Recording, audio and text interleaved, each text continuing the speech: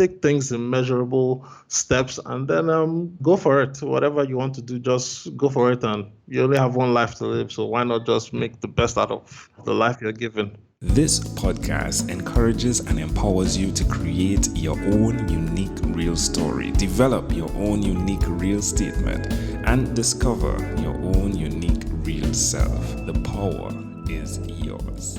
Good morning, Chi Odogwu. Oh, previously episode 1226 of the 12-Minute Convos podcast. It's been just 2 years, 3 months, 7 days, 4 hours, and 45 minutes since we last had that conversation, plus or minus a few minutes, right? We spoke about a ton of things, right? Your podcast, the Bulletproof podcast. We spoke about your journey from the East Coast to Nigeria, and then we talked about how you are helping from a consultant perspective. So I'm excited to find out what's new, my friend.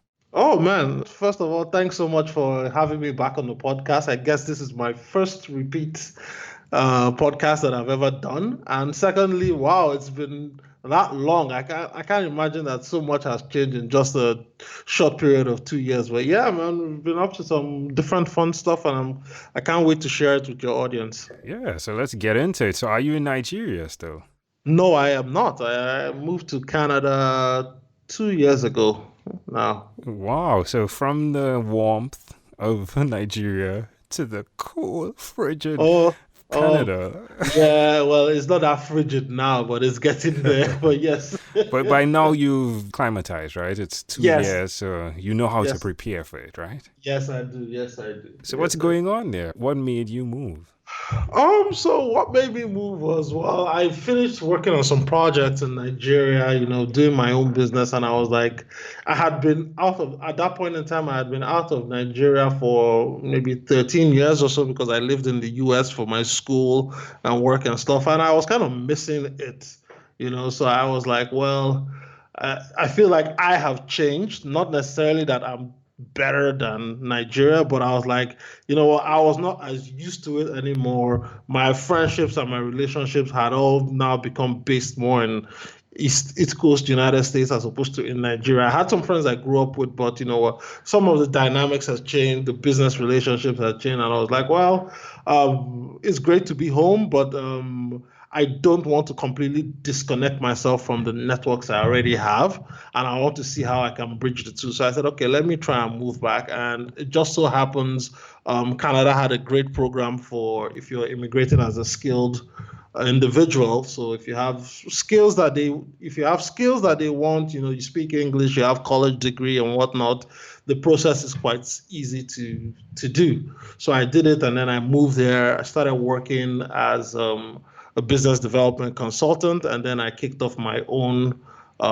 project on the side, which I am now gradually growing again, because as an entrepreneur, even though you have a day job, you're still with that itch to like start something on your own and do something. So started out with trainings on the side, helping people, giving advice unpaid. And then I was not like, you know what, this is the advice people actually pay me for. So why don't I start charging gradually? And then I'm slowly building up my book of business like that. Oh, that's wonderful. Now, you were an avid reader. Are you still reading? Oh yes, like maybe 2-3 books a day, a month. Sorry. Wow. Well, you got me I was just, because I had a conversation with Michelle, who is in San Antonio, and she has this challenge that she's doing. She's doing 100 books in 100 days. So when you said 2 to 3 books a day, I'm like, is this another challenge? No. I wish I could do 3 books. It's about 2 books a month, probably 2 books a month. And the way I do it is I do one audiobook and then one reading. So audiobook, you can actually, if you're driving, you're listening to it. If you're in the shower, you're listening to it. And then when you're reading, the other book is like, when I have downtime, like in the evenings, I set aside 1 hour every evening to read a book just before I go to bed. So that helps you cover like a lot of ground if you split things up that way. At least that works for me. I don't know about other people. How does it feel now, seeing in reflection what you've done? You've been to the US, you've done the podcast, you've done drop shipping, you've moved to Nigeria, Are you seeing it from the perspective of, hey, this has been a waste of my time, or are you seeing it as this has helped build the foundation for what I am doing now?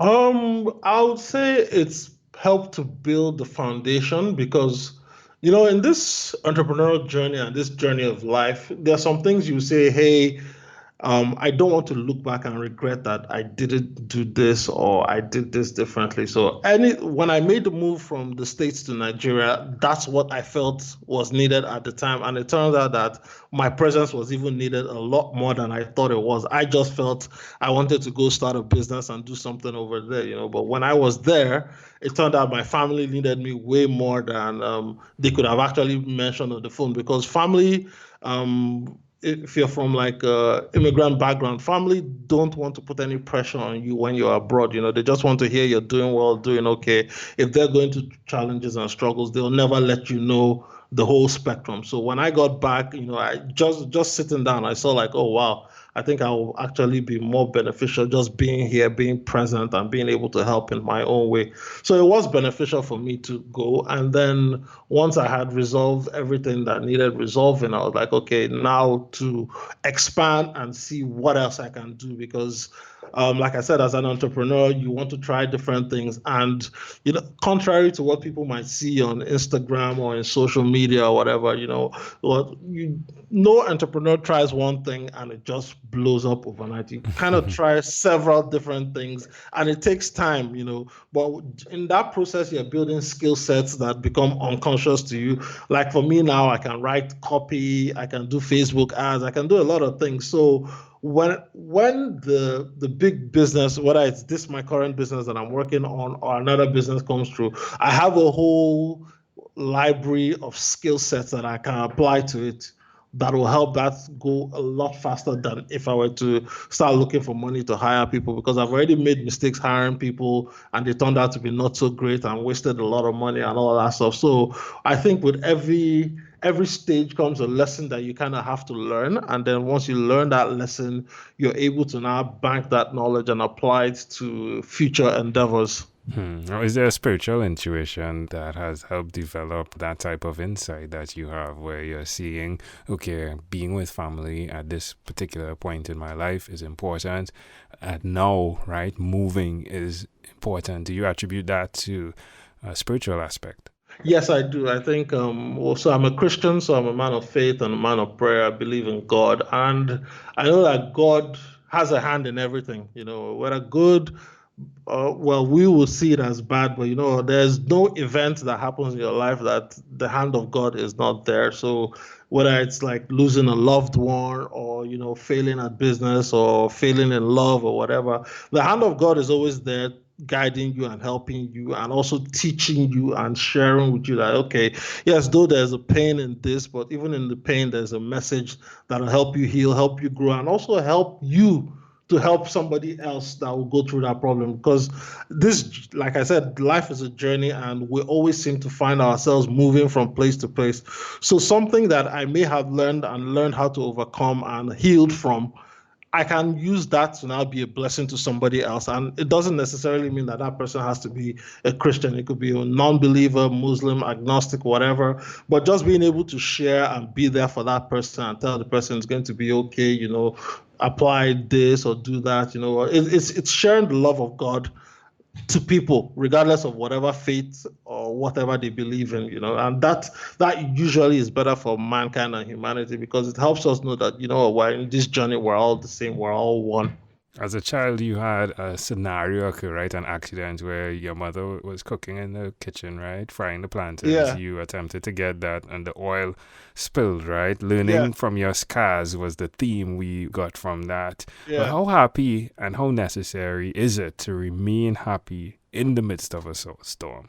Well, I don't know about saying it's happy because it honestly is going to be difficult because, in the sad storm, I know people mean well when they come and they try to tell you, oh, it's going to be okay. They try to give you words of wisdom and encouragement. And, yes, they're doing the best they can to help you get over the problem.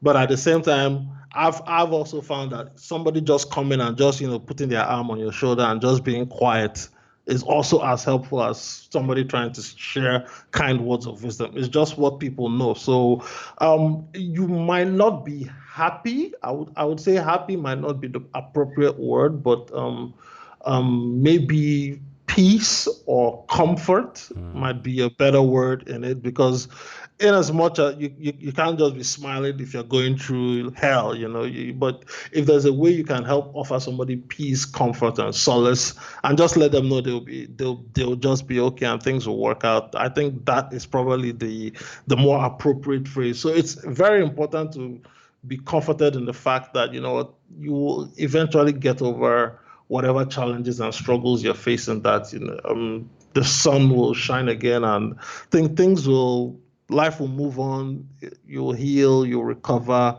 So it's not just like you having to live through the situation, but just know that, what, you have to take it one day at a time and just start putting just one foot in front of the other and trying to make the best out of the situation. Well, Chi, my friend, I appreciate you tremendously. I appreciate the fact that I've gotten the opportunity to check in, see where you are, right? And as well to see that you've stayed true to who you are, my friend. In closing, is there anything else you'd like to share with our amazing audience? Oh man, I'm just happy to be here. It's been such a pleasure, and I hope you guys are all having a great 2020.